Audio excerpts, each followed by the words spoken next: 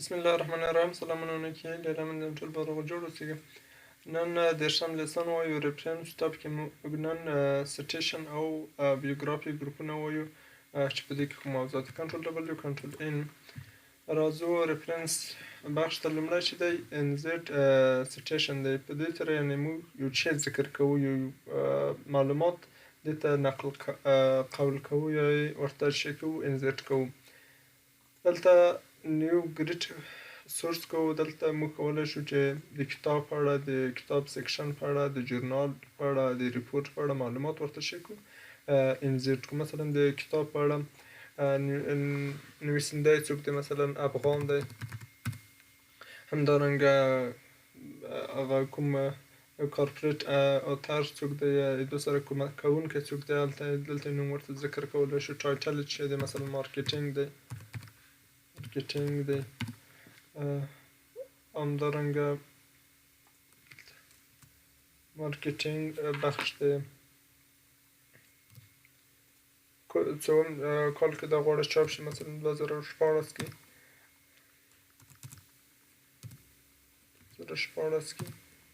سیټي کوم ښار کې دی، کابل کې دی مثلا. همدارنګه پابلیشر هغه چاپ کوونکی څوک دی، خان په نامه یو شخص دی. دا چې وکړم اډ کوم، دلته اوس راځي په دې شکل. که چیرې د ریکارډ شیټ په شکل هم راشي، موږ کولی شو هغه هم دلته بیا ډیزاینونه ورته شی کوو، چینجوو.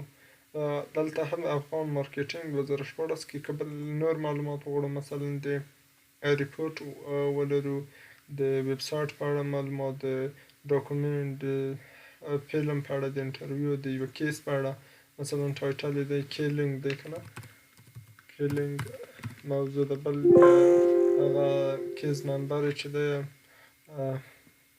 11 دی. کورټ محکمه چې ده مین محکمه ده. د پیښې کال څو دی، 2014 دی که نه، کومه میاشت د جنوري فبروري، مثلا جنوري ده که نه. دلته هم هغه ورځ کومه ده، وینزدې ده، هره ورځ چې دی وینز موږ ورته نوشته کوو. که چیرې موږ غواړو نور معلومات دلته ورته اضافه کوو هم کولی شو. مثلا ریپورټر څوک و، د خان په نامه یو کس و، پلیس یې چیرې و، کانسل د کوم و، شارټ ټایټل یې څه و، کومنټ چه نظریه. دلته ټول هغه موضوعات نورو هم ورته شی کولی شو، اضافه کولی شو د یوه کیز، یوه قضیې په اړه. دا هم ورته اډ کوو په دې شکل. دلته هغه هم ورته راځي. او که چیرې وغواړو چې د سورس یې چینج کړو، بل ځای کې خو 2 دانې راغلي، نور ورته اضافه کړو هم کولی شو چې ورته کړو.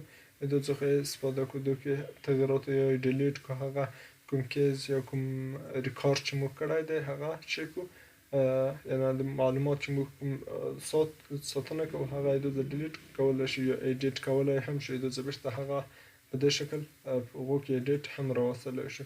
که چیرې نوی وغواړو، دوزه بیا نوي شان دلته فلم په اړه موضوعات کولی شو، ټایټل څه دی، ډایرکټور دی، صحیح دی، کوم کال کې دی، ییر یې.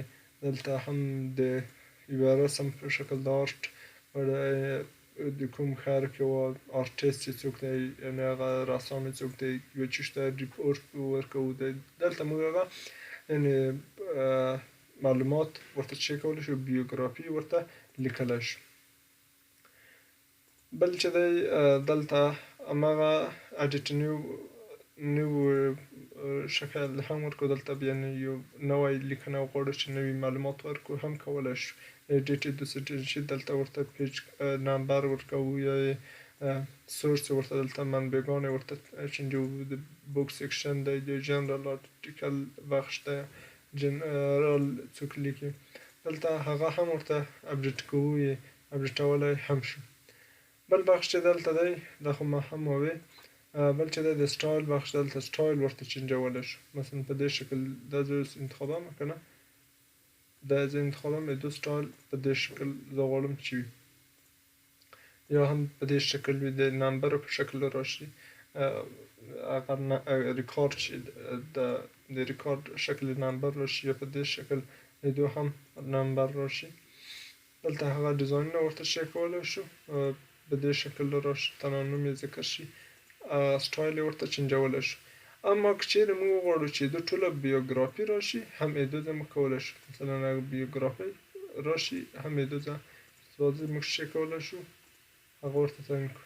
دا بیوګرافي ده د کوم چې موږ جوړه کړې په دې شکل هم جوړه کړې هغه بیوګرافي ټوله موږ ته چک کېږي. دلته ریفرنس یې موږ ته راکوي په دې شکل. دلته هم ډیزاینونه دي یا انزیرت شي نور هغه بیوګرافي دلته موږ کولی شو هغه انزیرت کړو. دا هم د سیټیشن او بایوګرافي بخش رو چې موږ کولی شو دو څخه په واسطه یو شی ذکر کړو، دلته یې چک کړو، ریکارډ کړو، دی به پیښې یا ریپورټ په اړه معلومات